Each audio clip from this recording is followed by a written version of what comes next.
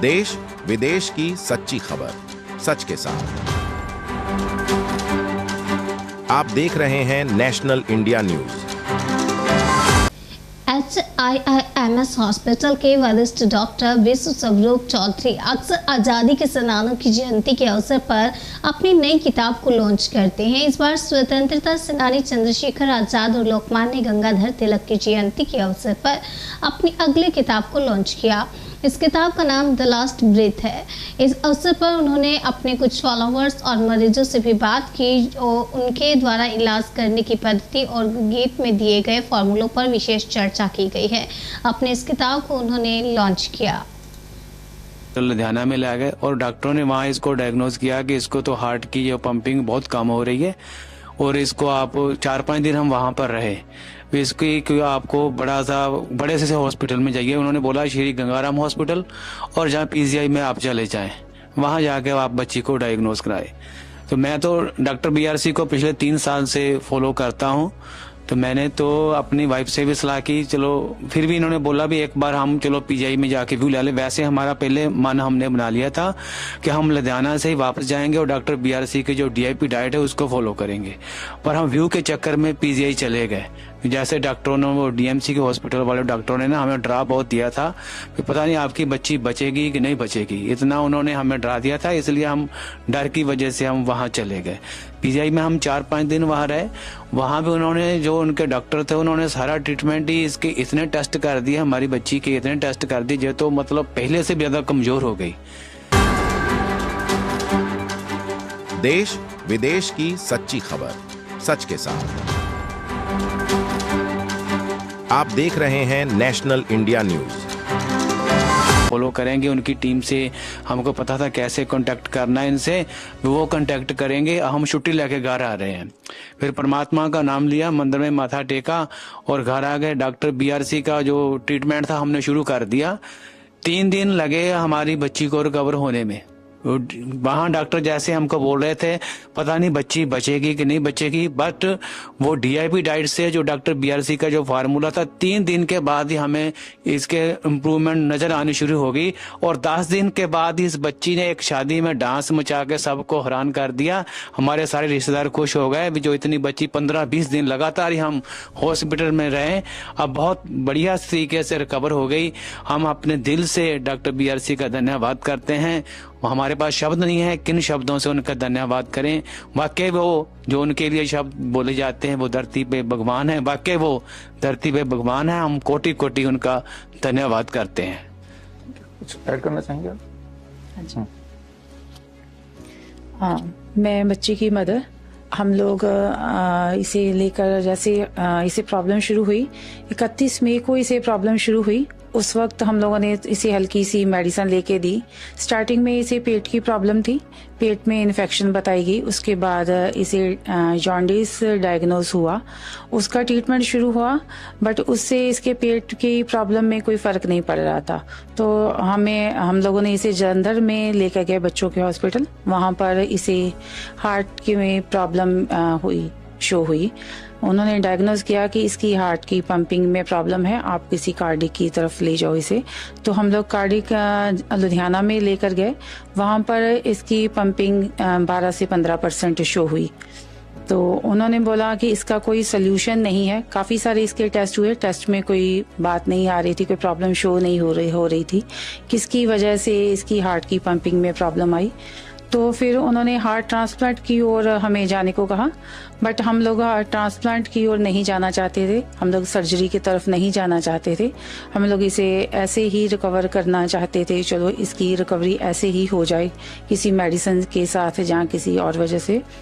तो उन्होंने हमें इतना मेंटली इतना टॉर्चर समझ लो किया, जब बच्चे के इतने ज़्यादा टेस्ट किए कि हम लोग इतना डर गए थे। हमें लगता था कि आज रात बच्ची सो रही है, पता नहीं कल सुबह हमारे साथ क्या होगा। बच्ची जब रात को, कई बार इससे इतनी ज़्यादा दिक्कत हो जाती थी वहाँ पर। तो हम लोग लुधियाना ने तो 5 दिन इसे ऑक्सीजन पर भी रखा। उन्होंने बोला कि इसकी कंडीशन इतनी सीरियस है जो ऑक्सीजन के बिना रह नहीं सकती। तो वहाँ पर मेंटली इतना हमें टॉर्चर किया गया कि हमें लगता नहीं था, जो आज रात हम लोग मीनिंग सो रहे हैं, सुबह हमारी बच्ची सुबह उठेगी भी या नहीं। उन्होंने बोला था कि इसकी हार्ट बीट कभी भी बंद हो सकती है, भी इसके पास बिल्कुल भी टाइम नहीं है। अभी 2-4 दिन में ही अगर आपको डिसाइड करना है कि इसका ट्रांसप्लांट करवाना है या नहीं करवाना है, आपको 2-4 दिन में ही डिसीजन लेना पड़ेगा, क्योंकि अभी बच्चा आपका बोल रहा है, खा पी रहा है, उसके बाद ये एकदम से बंद हो जाएगा, इसका खाना पीना बोलना एकदम से बंद हो जाएगा। तो उस वक्त आपके पास टाइम नहीं बचेगा कि आप हार्ट ट्रांसप्लांट इसका करवा सको। भी इसकी लाइफ बहुत शॉर्ट, उन्होंने बोला कि इसकी लाइफ बहुत शॉर्ट है। तो फिर उन्होंने बोला कि आप ट्रांसप्लांट के लिए जहाँ तो इसे दिल्ली ले जाओ, जहाँ इसे चंडीगढ़ ले जाओ। फिर हम लोगों ने चंडीगढ़ जाने का चलो सोचा, हम लोग इसे चंडीगढ़ ले जाते हैं। चंडीगढ़ जाने के बाद भी उन्होंने इसकी ऑक्सीजन तो बंद कर दी, बट इसके इतने ज़्यादा टेस्ट किए जो लड़की फिजिकली तो वीक होनी ही थी, मेंटली भी इतनी ज़्यादा टॉर्चर हो गई कि इसे रात को भी डर लगने लगा। इसे खुद भी महसूस होने लगा कि इसकी लाइफ अब खत्म हो रही है। इसने 1-2 बार हमें खुद कहा भी कि मैं अब नहीं बचूंगी। किसी भी माँ बाप के लिए ये बात सुनना बहुत मुश्किल है कि उसका बच्चा खुद उन्हें बोल रहा है कि उसके पास अब टाइम नहीं है। उस वक्त हम लोगों के लिए कोई भी डिसीजन लेना इतना आसान नहीं था। हम लोग चंडीगढ़ में 5 दिन के लिए रहे। वहाँ इसके इतने ज़्यादा टेस्ट हुए कि इसकी वेन्स में ब्लड आना बंद हो गया। इसकी वेन्स से जो लास्ट डे जिस दिन हम लोग डिस्चार्ज हुए, सुबह इसके जो टेस्ट हुए और उसकी वेन से ब्लड नहीं आ रहा था, बट वो नर्स इतना मीनिंग इसे जबरदस्ती कर रहे थे टेस्ट लेने के लिए। तो बच्चा इतना ज्यादा रो रहा, पूरे आईसीयू में सब लोग इसकी तरफ ही देख रहे थे। तो बच्चा इतनी ज्यादा मेंटली स्ट्रेस में था। फिर उन्होंने बोला कि इसकी वेन्स में ब्लड नहीं आ रहा है, इसके गर्दन में पाइप डालनी पड़ेगी, उसके साथ हम लोग टेस्ट करेंगे आगे। तो उन्होंने एक डॉक्टर थे वहाँ पर, जूनियर डॉक्टर, उन्होंने हमारी कुछ हेल्प की। उन्होंने बोला कि जो कैनुला इसकी गर्दन पे लगेगा यहाँ पर, उसमें एक नीडल डाली जाएगी पहले। वो नीडल में भी इसके लंग्स में लग सकती है, उसकी वजह से इसके लंग्स में इन्फेक्शन हो सकती है। जहाँ इसके हार्ट में लग सकती है तो उसकी वजह से इसके हार्ट से ब्लीडिंग शुरू हो सकती है। अगर इसके हार्ट से लगने की वजह से इसके हार्ट से ब्लीडिंग शुरू हो जाती तो हमारे पास कोई और सोल्यूशन नहीं रहता हार्ट ट्रांसप्लांट के सिवा, क्योंकि वहां पर भी उन्होंने हमें यही सलाह दी थी कि चंडीगढ़ में भी कि इसका सोल्यूशन सिर्फ हार्ट ट्रांसप्लांट ही है, उसके अलावा इसका मेडिसिन में कोई ट्रीटमेंट नहीं है, इसका ट्रीटमेंट नहीं हो सकता। आपके पास टाइम बहुत कम है, आप एकदम से डिसाइड करो कि आपको हार्ट ट्रांसप्लांट करवाना है या नहीं करवाना है। मीनिंग इसकी हार्ट बीट कंट्रोल में नहीं है। बट हम लोगों ने फिर ट्रांसप्लांट की ओर ना जाकर हम लोगों ने डॉक्टर BRC से कांटेक्ट किया। इन्होंने हमें श्योरिटी दी कि बच्चा 100% ठीक हो सकता है। हम लोग इनकी टीम को और इनको इतना धन्यवाद देते हैं कि इन्होंने हमारी बच्ची की जान बचाने में हमारी बहुत ज़्यादा हेल्प की है। उस वक्त हॉस्पिटल्स में ये होता है कि आप हमारा खर्चा जो था वो प्लस में जा रहा था, मीनिंग हमारा खर्चा तो हो ही रहा था, बच्ची की जो रिकवरी थी वो माइनस में जा रही थी। इसकी जो हेल्थ पहले से भी कमज़ोर होती जा रही थी, तो टेस्ट करने की वजह से इसकी हालत माइनस में जा रही थी, रिकवरी बिल्कुल भी जीरो से भी कम हो रही थी। तो फिर हम लोगों ने जैसे इनकी टीम से कांटेक्ट किया और हम लोगों ने खुद भी डिसाइड किया कि हम लोग अब यहाँ से छुट्टी लेकर डिस्चार्ज होकर घर जाएंगे और इनका ही ट्रीटमेंट फॉलो करेंगे। तो हम लोगों ने पूरा मन बनाकर बड़े मन से पूरा स्टैंड लेना किसी भी पेरेंट्स के लिए बहुत मुश्किल है कि उनका बच्चा हॉस्पिटलाइज हो और डॉक्टर उन्हें इतना डरा रहे हों। उस वक्त ये डिसीजन लेना किसी भी पेरेंट्स के लिए बहुत मुश्किल है कि हम लोग बच्चे को लेकर घर जा रहे हैं, क्योंकि उन्होंने बोला था कि बच्चा आपका घर तक भी नहीं पहुंच पाएगा, इसको घर जाते समय कोई भी दिक्कत हो सकती है, इसकी हार्ट भी रास्ते में ही बंद हो सकती है। बट फिर भी हम लोगों ने पूरा मन बनाकर इसे घर लेके गए और डॉक्टर BRC की टीम से कांटेक्ट में रहे। उन्होंने हमें काफ़ी सारी एक्सरसाइज बताई, ब्रीदिंग एक्सरसाइज, जिसकी वजह से इसकी हार्ट में सांस लेने में इसे आसानी होनी शुरू हो गई। जो इन्होंने हमें हॉट वाटर का ट्रीटमेंट दिया, वो ट्रीटमेंट हमने किया। इसके पॉइंट्स पैरों में जो प्रेस करने थे वो बताए गए, और जो इनका DIP डाइट चार्ट है वो पूरा का पूरा हम लोग फॉलो कर रहे हैं। और 3-4 दिन के बाद ही बच्चे ने हमारे ने रिकवर होना शुरू कर दिया। तो इसके मेंटल लेवल में भी सुधार हुआ। जो मेंटली जो पूरी तरह से टॉर्चर हो चुकी थी वहां पर बच्ची, जो पूरी तरह से पहले से नॉर्मल बच्चों की तरह बिहेव करने लगी, अब तो बिल्कुल ठीक है। और वहां से आए हुए तकरीबन 15 दिन हो चुके हैं हमें। बच्चा पूरी तरह से कवर हो चुका है हमारा। उसकी हेल्थ पहले से बहुत अच्छी हो चुकी है। खाना पीना उसका रेगुलर है। सांस लेने में उसे कोई दिक्कत नहीं है। चलने फिरने में उसे कोई दिक्कत नहीं है। हम लोगों ने उसे फंक्शन भी अटेंड कराया, पूरी तरह से वो नॉर्मल रही। इस बात के लिए हम डॉक्टर BRC का पूरे तहे दिल से धन्यवाद करते हैं कि उन्होंने हमारे बच्चे की जान के साथ साथ हमारी पूरी लाइफ ही चेंज कर दी है। क्योंकि किसी भी माँ बाप के लिए जो बहुत बड़ी बात होती है, उसके बच्चे को कुछ हो जाए तो हमारी तो पूरी की पूरी लाइफ, हमारी फैमिली की लाइफ ही स्पॉइल हो जाती। क्योंकि किसी की बच्चे की लाइफ के साथ ही माँ बाप की लाइफ जुड़ी होती है।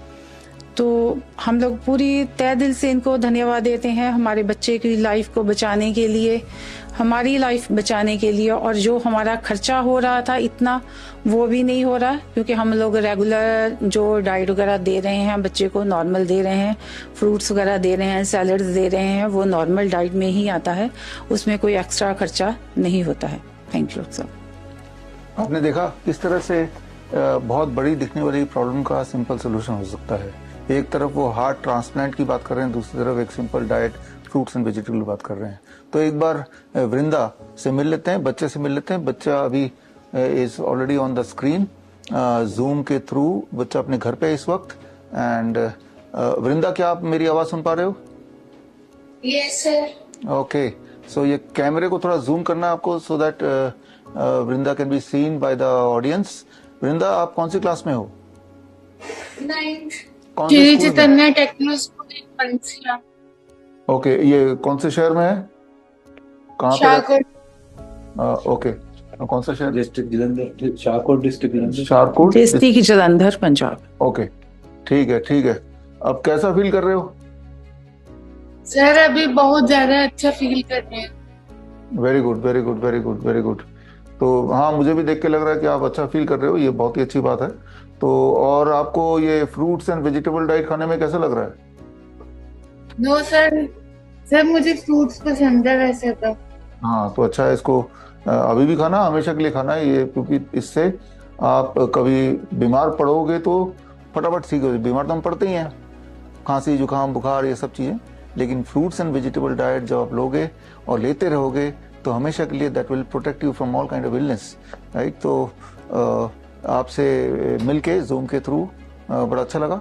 एंड हम उम्मीद करेंगे कि इस दिन इन पर्सन भी हम मिलेंगे। फिलहाल आप यहाँ फिजिकली तो प्रेजेंट नहीं हो, लेकिन आपके मम्मी पापा और एक हमारे पेशेंट या मित्र वली जी, आप भी आइए स्टेज पे, प्लीज कम, आइए आइए। और हम एक किताब आज रिलीज करेंगे, आपके मम्मी पापा जब घर में आएंगे तो ये किताब आपको दे देंगे। आइए।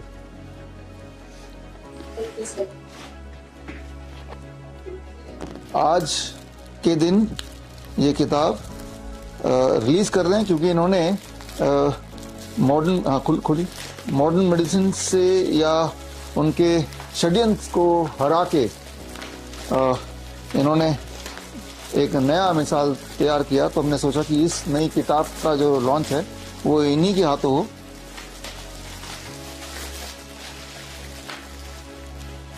If you are the first responder, ये किताब का नाम है। ये किताब हिंदी इंग्लिश दोनों भाषा में है।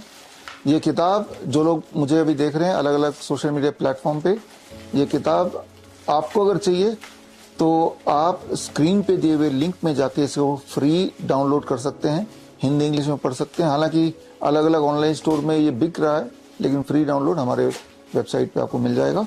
और ये सिर्फ एक किताब नहीं, किताब के साथ ये पूरा किट है जैसा आप देख रहे हैं, रैपिड एक्शन किट, यानी कि जब भी कभी कोई मेडिकल इमरजेंसी हो तो आप उस वक्त लाचार ना फील करें उसके लिए ये किताब है, छोटी सी किताब और साथ में एक किट। ये किट आप हमसे भी ले सकते हैं, किट खुद भी बना सकते हैं। वो कैसे? ये ई बुक को आप डाउनलोड कर लीजिए इस वक्त और उसमें जो इंस्ट्रक्शन लिखे हैं उनको फॉलो कीजिए। किट बनाने के लिए क्या क्या सामान चाहिए वो फॉलो कीजिए। इसमें वीडियो लिंक्स बहुत सारे दिए हैं जिसमें अगर बुक पढ़ के थोड़ी कंफ्यूजन हो तो वीडियो लिंक में जाके आप उसको प्रैक्टिकली भी देख सकते हैं। तो इस तरह से आप खुद का एक रैपिड एक्शन किट बना सकते हैं घर बैठे ही, घर के सामान से ही, ताकि कभी कोई बेहोश हो जाता है, कभी किसी को हार्ट अटैक आ जाता है, कार्डियक अरेस्ट हो जाता है या अस्थमा अटैक हो जाता है, तो या नोजिया फील कर रहा है, वॉमिटिंग फील कर रहा है, इस तरह के इमरजेंसीज में 16 मेडिकल इमरजेंसीज में ये आपके लिए कारगर हो सकता है। यानी कि बजाय इसके कि आप हॉस्पिटल जाएं और दोबारा डॉक्टरों के ट्रैप में आ जाएं, उस प्रॉब्लम को वहीं आपने सॉल्व कर दिया by using the science of integrated medicine, जहाँ आयुर्वेद है या नेचुरोपैथी है या एक्यूप्रेशर है या पोस्चरल मेडिसिन है। इनके साइंस के को यूज करते हुए बड़े दिखने वाले प्रॉब्लम का आसान सोल्यूशन घर बैठ के आप ले सकते हैं। तो खैर इस टॉपिक में थोड़ा और आगे बात करेंगे और आप सब आए और आपको धन्यवाद। और आपके स्टोरी से आई एम श्योर कि लोग इंस्पायर होंगे, खास तौर पे जो अपने हार्ट की बात देखी, जो लोग मुझे सुन रहे हैं और वो अगर हार्ट पेशेंट हैं और इस तरह की स्टोरी से अपने आप को रिलेट करते हैं और वो भी ठीक होना चाहते हैं, तो कोई ज़रूरी नहीं कि इनकी तरह आप मुझसे कांटेक्ट करेंगे तभी आप ठीक होंगे। घर बैठे जहाँ भी बैठे हैं वहीं बैठ के आप DIP ऑनलाइन ढूंढ सकते हैं। और अगर और डिटेल में जानना है तो ये एक किताब है हार्ट केयर पे, fish tank model for heart care, ये लास्ट ईयर हमने रिलीज की थी और ये किताब भी आप स्क्रीन पे दिए हुए लिंक में जाके फ्री डाउनलोड कर सकते हैं या फिर ऑनलाइन स्टोर्स हैं दुनिया भर के, वहाँ जाके खरीद भी सकते हैं। तो यानी कि बड़े दिखने वाले प्रॉब्लम का आसान सोल्यूशन हो सकता है, वो भी घर बैठे, वो भी विदाउट इवन मीटिंग मी और कमिंग टू माई हॉस्पिटल। इरादा ये है कि आप जल्दी ठीक हो जाएं और मुफ्त में ठीक हो जाएं। तो खैर आप सब आए, धन्यवाद, thank you, thank you, thank you. आपने अभी देखा, अभी जाना कि ये दोनों के दोनों पेशेंट, एक कैंसर पेशेंट एंड एक हार्ट पेशेंट, कैसे इन्होंने कीमोथेरेपी से जान छुड़ाई, बोन मैरो ट्रांसप्लांट से अपने आप को बचाया, या कैसे हार्ट ट्रांसप्लांट से बचाया और पूरी तरह नॉर्मल हुए by a simple DIP diet. एक ऐसा डाइट जिसको करने के लिए आपको मुझसे मिलने की जरूरत नहीं है, आप अपने घर बैठे ही कर सकते हैं, आसानी से कर सकते हैं। आई एम श्योर जो लोग मुझे सुन रहे हैं इनमें से काफ़ी लोग ऐसे होंगे जिन्होंने DIP डाइट का लाभ ऑलरेडी लिया है, अभी भी ले रहे हैं। ये दो जो मैंने केस स्टडी आपको दिखाया, जो मिलवाया, इनके सच्चाई को जानना अगर चाहते हैं गहराई से, तो स्क्रीन पे दिए हुए लिंक में जाके इनके सारे मेडिकल हिस्ट्री अलग अलग हॉस्पिटल के आप देख सकते हैं, जिससे आपको भरोसा हो जाएगा कि किस प्रकार का ये ट्रैप बनाया गया और कैसे ये ट्रैप से बाहर निकले।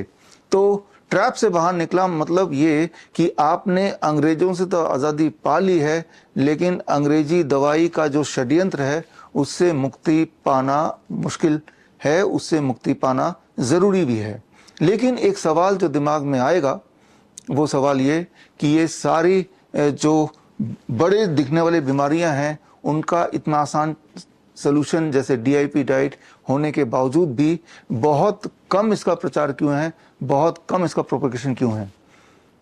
जाहिर सी बात है जो लोग मुझे सुन रहे हैं आप सब DIP डाइट या 3 step flu diet, 0 volt therapy, इन सब का प्रचार करते हैं, लेकिन that is very very small in comparison to the propaganda by the modern medicine. इस देश में या दुनिया के अलग अलग देशों में आपकी तरह मेरे कुछ मित्र हैं जो वही सोच रखते हैं जो सोच आप या मैं रखता हूं, और जो इस नेचुरल आसान प्रोटोकॉल को दुनिया तक पहुंचा रहे हैं। ऐसे ही एक नाम को आज मैं याद करना चाहूँगा आगे बढ़ने से पहले, और ये नाम है एंथनी कुप्पा। एंथनी कुप्पा जो मलेशिया के सिटीजन हैं, या थे मैं बोलूँ, और ये DIP डाइट के फॉलोअर भी रहे हैं, और पिछले 10 वर्षों में मलेशिया में उसके आसपास के देशों में DIP डाइट का प्रचार करने में हमारी मदद की, और प्रोपेगेट करने में और दुनिया को बताने में कि बड़े दिखने वाले प्रॉब्लम का छोटा सोल्यूशन, आसान सोल्यूशन हो सकता है। यही उनका गोल बन गया था। दुख के साथ मुझे आपको बताना पड़ रहा है, इसी महीने 10 जुलाई को एंथनी कुप्पा की डेथ हो गई at the age of about 76, और मौत का कारण है एक्सीडेंटली पानी से में डूब जाना। और उसके बाद जैसा कि प्रथा चली आ रही है कि किसी की अगर डेथ हो जाती है तो उसको हॉस्पिटल फिर भी ले जाते हैं, जबकि पता है कि डेड बॉडी का हॉस्पिटल कुछ कर ही नहीं सकती, जिंदा आदमियों को भी कुछ नहीं कर सकती ज़्यादा कुछ, तो मरे आदमी को कैसे वो जिंदा करेगी या क्या फ़ायदा करेगी। लेकिन ये बाई प्रोटोकॉल है, एक प्रथा बनी हुई है कि डेड बॉडी है तो भी उसको हॉस्पिटल ले जाओ। और जब एंथनी कुप्पा जी को हॉस्पिटल ले जाया गया तो वहाँ पे डॉक्टर ने उन पे कोरोना टेस्ट किया और बोला एंथनी कुप्पा कोरोना पॉजिटिव हैं, हम इनकी बॉडी नहीं दे सकते। सो पहले ही दुख था, मातम था घर में, इनके परिवार में, लेकिन अब एक और दुख आ गया कि आखिरी दर्शन भी एंथनी कुप्पा का कोई नहीं कर पाया और ना ही कोई फ्यूनरल या अंतिम संस्कार हो पाया। तो ये एक सोचने वाली बात है कि एक डेड बॉडी कैसे कोरोना फैला सकता है। पहली बात तो कोरोना एक बहुत बड़ा झूठ है जो आपको पता ही है, और दूसरी बात, अगर कोई इन्फेक्शियस डिजीज है भी तो जब कोई इंसान ब्रीद नहीं कर सकता, बोल नहीं सकता, तो इन्फेक्शन को वो फैला भी नहीं सकता। ये बात आपने क्लास 8 में पढ़ी है। एक छोटे से उदाहरण से मैं आपको समझाता हूँ। मान लीजिए पेन ड्राइव आपकी बॉडी है और इसके अंदर जितने डाटा स्टोर्ड है वो बॉडी के अंदर जो वायरस है वो है। इसके अंदर जितने मर्जी डाटा स्टोर्ड हो, ये डाटा अगर आप चाहते हैं कि दुनिया में फैलाएं, ये तभी फैल सकती है जब इस पेन ड्राइव को लेके आप किसी कंप्यूटर से जोड़ेंगे, तभी इसके डेटा को आप कंप्यूटर के माध्यम से पूरे दुनिया में फैला सकते हैं। अदरवाइज ये बॉडी, इसके अंदर का डेटा बाहर निकल नहीं सकता। ठीक उसी तरह से आपके बॉडी में कितना भी वायरस बैक्टीरिया क्यों ना हो, ये अगर दुनिया तक पहुंचाना है, फैलाना है, तो आपको भी अपने आप को कनेक्ट करना with life, breathing and mouth से बोलना। जब सांसें निकलेंगी, जब ब्रीदिंग होगा, इंसान जिंदा होगा, तभी अंदर की चीज़ें बाहर आ सकती हैं। अदरवाइज आपकी बॉडी अगर डेड है तो इस पेन ड्राइव की तरह है कि इसमें कितना मर्जी डेटा है वो दुनिया में विजिबल हो नहीं सकती। तो एक dead body is like a stone, और उससे कोई भी किसी तरह का इन्फेक्शन नहीं फैल सकता। अगर फैलने वाला इन्फेक्शन हो तो भी नहीं फैल सकता। तो इस सब के बावजूद भी आपने देखा पिछले 2-3 सालों में जब भारत में भी कोई इंसान मर जाता था तो डॉक्टर्स कोरोना पॉजिटिव के बहाने उसकी लाश देते ही नहीं थे। सवाल यह है कि उसकी लाश का क्या करते थे। उन दिनों ऐसे खूब सारे एविडेंसेस आए जो मेरे पास आज भी है, जिसमें ये सिद्ध होता था कि उस वक्त हॉस्पिटल्स अक्सर ऐलान कर देते थे किसी को अगर नया लंग चाहिए, किसी को अगर हार्ट ट्रांसप्लांट कराना हो, किडनी ट्रांसप्लांट कराना हो, आई ट्रांसप्लांट कराना हो, तो करोड़ों रुपए में वो सारे कुछ अवेलेबल उपलब्ध करा रहे थे उस वक्त हॉस्पिटल्स। जरा सोचिए, क्या आपके घर के आसपास या हमारे देश में कोई हार्ट बनाने की फैक्ट्री खुल गई है, कोई लंग बनाने की फैक्ट्री खुल गई है? आपको ये पता है कि हार्ट ट्रांसप्लांट तभी पॉसिबल है जब कोई इंसान मर गया हो और मरने के 4 से 6 घंटे के अंदर ही उसका हार्ट निकाल के किसी और के अंदर जहाँ ट्रांसप्लांट करना है उसके अंदर डाल दिया गया हो। ये तभी पॉसिबल है जब ये कोइंसिडेंस हो कि एक इंसान मरने वाला है और एक इंसान मर गया है, दोनों के बीच का गैप 4 से 6 घंटे का है और सक्सेसफुली उतने टाइम में हार्ट को उठा के डाल दिया।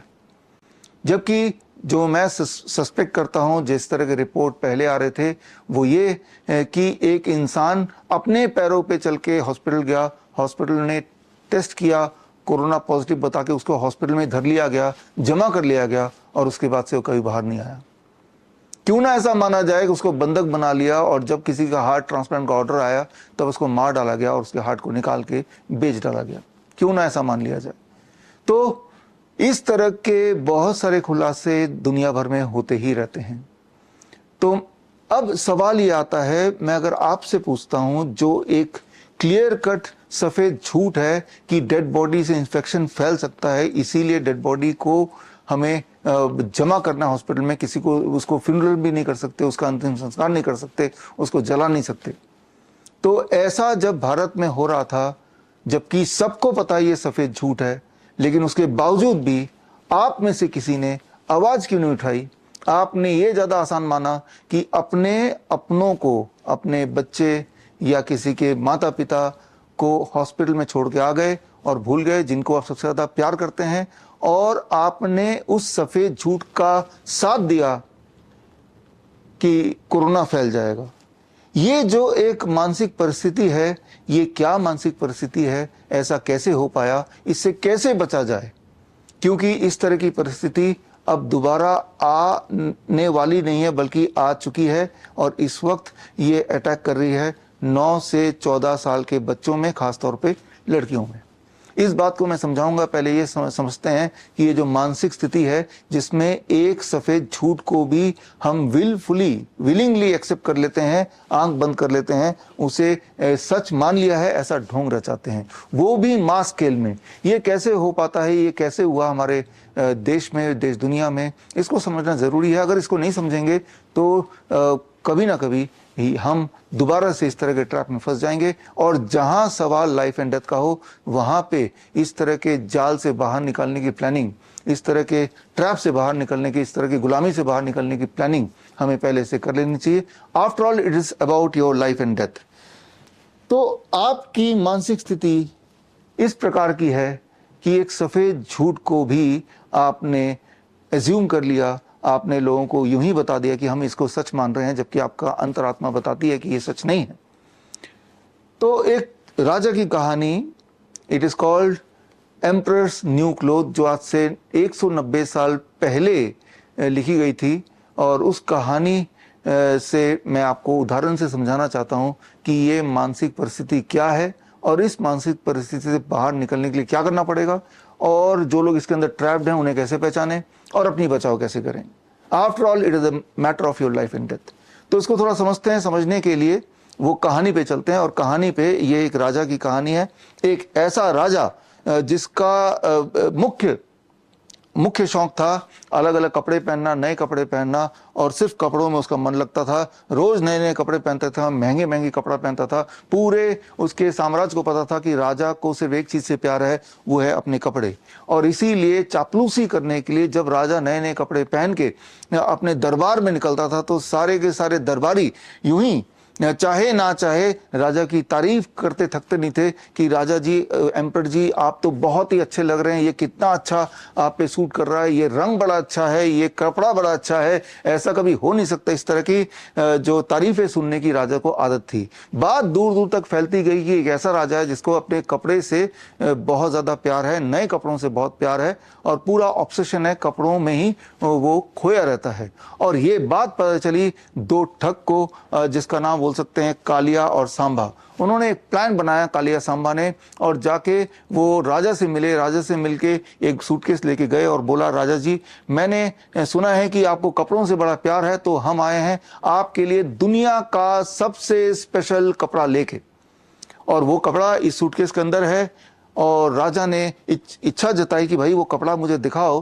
तो कालिया और सांबा ये बोलने लगे कि ये इतना स्पेशल कपड़ा इतने स्पेशल मटेरियल से बना है, इसकी खासियत ये है कि दुनिया में इकलौता है, और खासियत ये कि ये कपड़ा उन्हीं को दिखाई देता है जो अपने पद के लिए, जिस पद पे वो बैठा है उसके लिए अगर वो सक्षम है और वो डिजर्व करता है वो पद, तभी उसको ये कपड़ा दिखाई देगा। जो बिल्कुल मूर्ख है, जो किसी लायक नहीं है, उसको ये कपड़ा दिखाई नहीं देगा।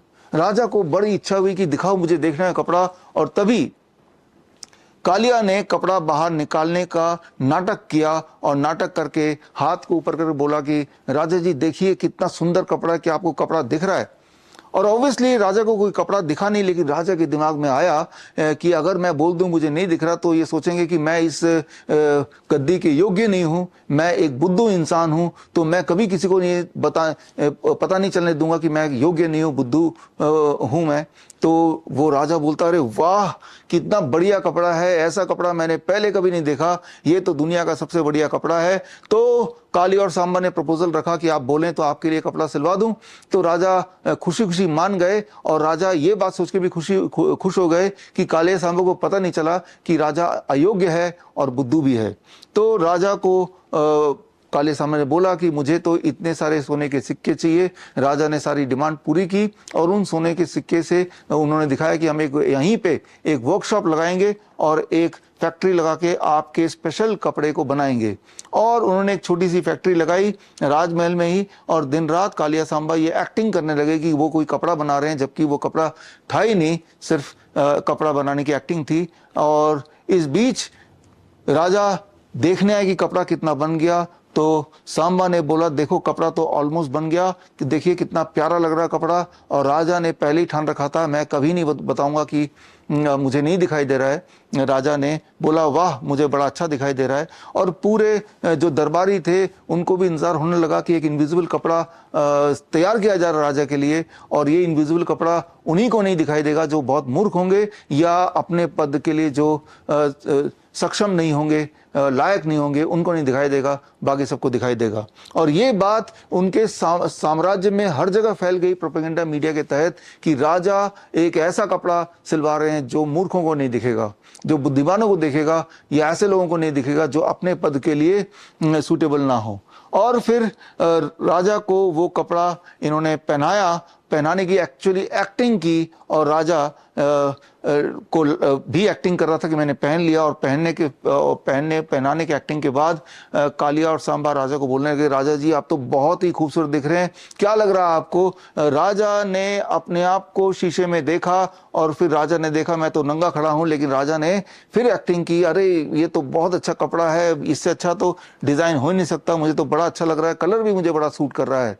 तो कालिया सांबा ने एक प्रपोजल दिया, क्यों ना इस कपड़े को पहन के आप पूरे अपने राजमहल का चक्कर लगाएं, अपने साम्राज्य का चक्कर लगाएं, इससे आपको ये भी पता चल जाएगा कि कौन कौन बुद्धू है जिसे कपड़ा नहीं दिखेगा, यानी कि वो बुद्धू, तो आपके लिए पहचान करना भी आसान हो जाएगा। तो राजा कालिया सांबा के बोलने पे और कालिया सांबा भी कपड़े पकड़ रहे हैं उसकी एक्टिंग करने लगे, जो कपड़ों का जो पीछे का पंख टाइप निकला होता है सुपरमैन की तरह, और वो राजा आगे के चलते और कालिया सांबा पीछे कपड़ा पकड़ने की एक्टिंग करते। और जब हमेशा की तरह वो अपने दरबारियों के सामने से निकल रहे थे, दरबारियों ने भी देखा और दरबारी उनके दिमाग में आया रे राजा ने तो कुछ पहना नहीं है, शायद मुझे कुछ दिखाई नहीं दे रहा, लेकिन मैं कभी नहीं बताऊंगा कि मुझे वो कपड़ा दिखाई नहीं दे रहा, नहीं तो राजा मुझे सोचेंगे कि ये तो बुद्धू है और अयोग्य है अपने पद के लिए। तो हमेशा की तरह दरबारियों ने राजा की तारीफ की, अरे राजा जी आपने कितने बढ़िया कपड़े पहने, मुझे सब कुछ दिखाई दे रहा है, बहुत ही अच्छे कपड़े हैं। राजा का कॉन्फिडेंस बढ़ गया कि मेरे सारे दरबारी बहुत ही इंटेलिजेंट है, बहुत ही योग्य है। अब इन्होंने डिसाइड किया कि चलो भाई अब एक साम्राज्य का भी चक्कर लगा लेते हैं, देखते हैं कि हमारे साम्राज्य में कितने योग्य लोग हैं और कितने अयोग्य लोग हैं।